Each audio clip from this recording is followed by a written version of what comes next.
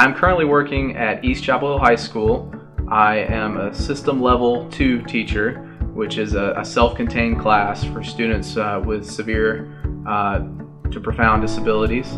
I've been here for the last 2 years, and we work with our students on their academic needs as well as vocational training, and just trying to prep them for life after high school. When I was a junior at the University of North Carolina, I had aspirations to become an attorney, but I was taking a course called Education for Non-Majors as kind of an elective course, and it really just got me interested in the education process in North Carolina. And one of the requirements for the class was to either write several papers or you could tutor in the Chapel Hill-Carrboro City school system. And so I chose to tutor, and I was placed at Sewell Elementary School, and I was paired with a student who had special needs, and that was really my first experience working with anyone with special needs. And also was paired with a certain teacher at Sewell Elementary School who was a real mentor for me. And after the semester had ended, she kind of came to me and she said, you have a real gift for this. And really, after I graduated from college, I kind of decided that law wasn't really what I should be doing, that I really wanted to work with students with disabilities. And so I went back to school and I got my lateral entry degree in special ed, as well as my master's degree, all from the University of North Carolina. Well, working in the school system, you can always use money for whether it's classroom materials, and especially for our students, we have community-based instruction outings that we're allowed to go on, and we actually are allowed to go once a week. So, all these outings, several of them cost money, and being able to be kind of self-sufficient, where we can, make and sell a product and use the proceeds of that to kind of help facilitate field trips, community outings, as well as classroom materials, was really the main reason for trying to find a fundraiser. Well, I went to several EC conferences, and they have kind of like a showcase of different school-based enterprises that different schools have done. And so, they have people who make blankets, people who make soaps, things of that nature, kind of craft products that they make that they can sell to either the staff or the community. And so kind of trying to find like some kind of craft idea that we could sell to the staff.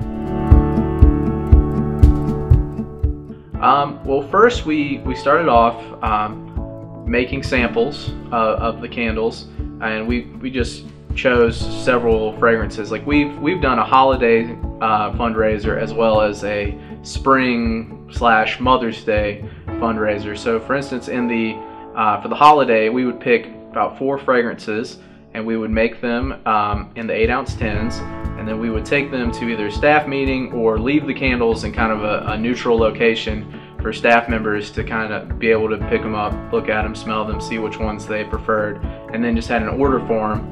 And after about a week of having the teachers and administrators being able to look at the samples, we collected what everyone ordered.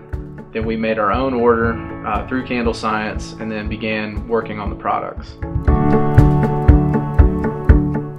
Well, the majority of my students have autism, so really just trying to make it a structured activity where there was a clear finished product was really a key, and just using a lot of visual supports to help them see what needs to be done first, then second, third, and so forth until the product is complete.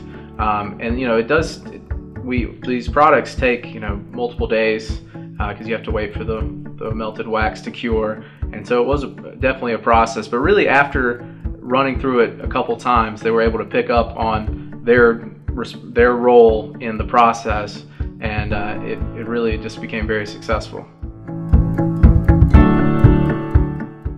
Well, every student, I think all of the students benefited in one way or another, whether it was just by being able to follow the directions of the process, and then I had some of my higher functioning students who are really kind of able to build their measuring skills, especially when measuring out the wax. And I think that was definitely a key, and just kind of it takes a little patience to make the candles and to go through the whole process. And I think that was also a key in understanding, okay, we need to do step one, kind of following a sequence.